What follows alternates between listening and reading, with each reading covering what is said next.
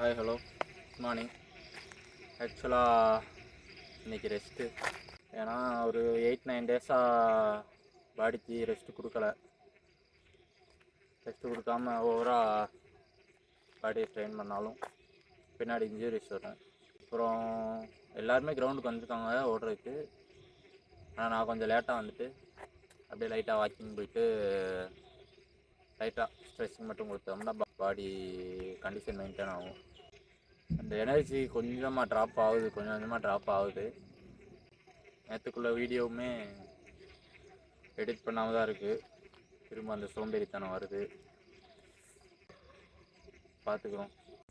அப்புறம் யூஷுவல் எப்பயும் போல் ரெய்னி டேஸ்னால் கிரவுண்டுக்கு நியர்பை உள்ள ஒரு ஃப்ளாட்டில் போயிட்டு அங்கே கொஞ்சம் ட்ரையாக இருந்துச்சு. ஸோ அவங்க பசங்கள்லாம் ரன்னிங் ஓடிக்கிருந்தாங்க.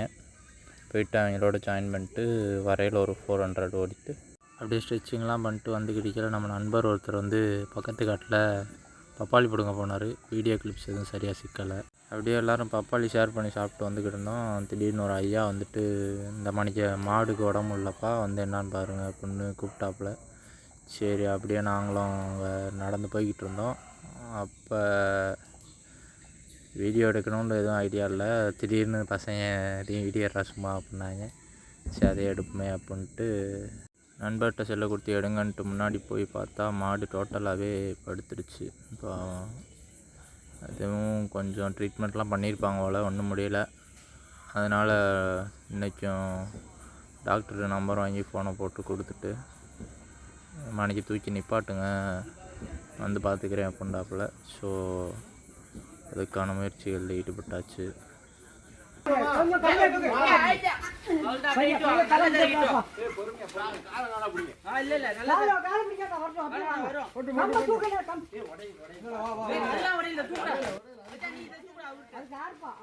இன்னைக்கு இவர் தான் நம்ம வீடியோகிராஃபர். பாருங்க ஜிம்முக்கு போயிட்டு வராங்க இவன். சுப்பா ஜிம்மு பசங்க மாதிரியே இருக்கானே.